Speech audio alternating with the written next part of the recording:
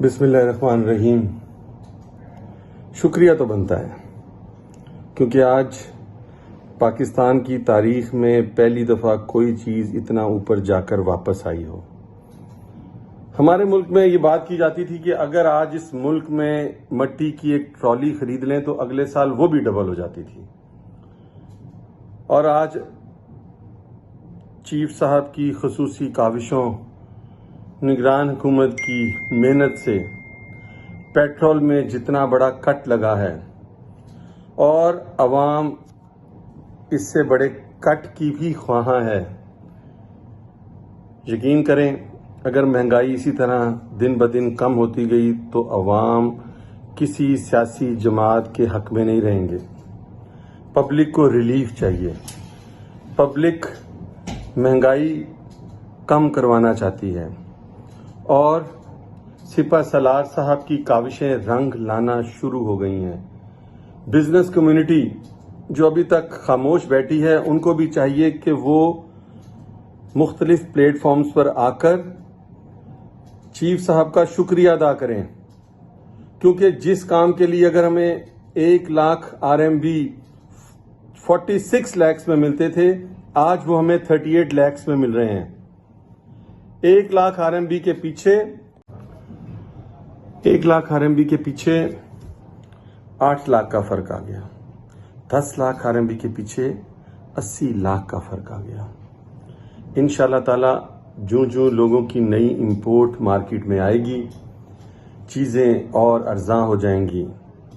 دوسرا، میں چیف صاحب سے گزارش کروں گا، نگران وزیر اعظم صاحب سے گزارش کروں گا کہ کچھ ایسی پالیسیز بنائیں کہ جو چیزیں دوسرے ملکوں میں سستی ہیں ان کو امپورٹ کرنے کی اجازت دی جائے اور ان پر کسٹم ڈیوٹی کم کی جائے۔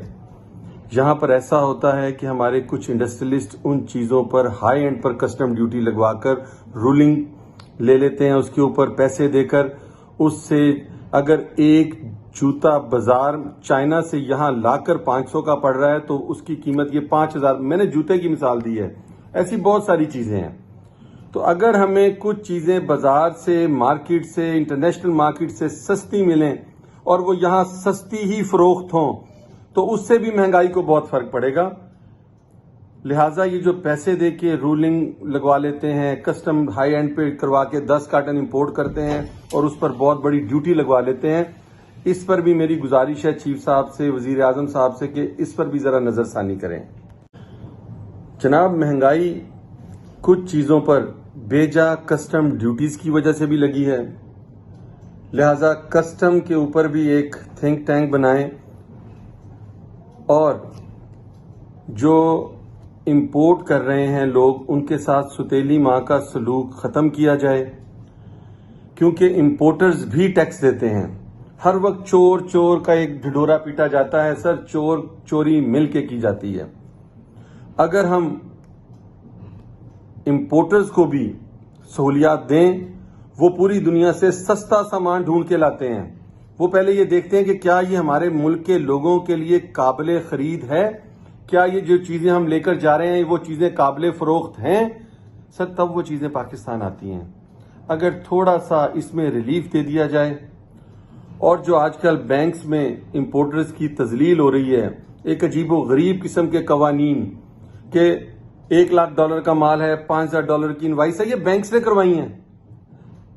زیادہ دور نہ جائیں، 6 ماہ پہلے یہی کہا جاتا تھا کہ جی $50,000 سے اوپر کی انوائس کلیئر نہیں کی جائے گی۔ آج انہی کنٹینرز کو روکنا شروع کر دیا، جی ان کی انوائس اتنی کم کیوں ہے؟ وہ سر کسی حال میں تو جینے دینا، جب $1,00,000 کی بناتے ہیں آپ ڈالر نہیں دیتے، $5000 کی بناتے ہیں آپ کٹا کھول دیتے ہیں۔ سر اس کو بھی تھوڑا ٹھیک کروائیں، کسٹم سے بھی لوگ بہت تانگ ہیں۔ Thank you.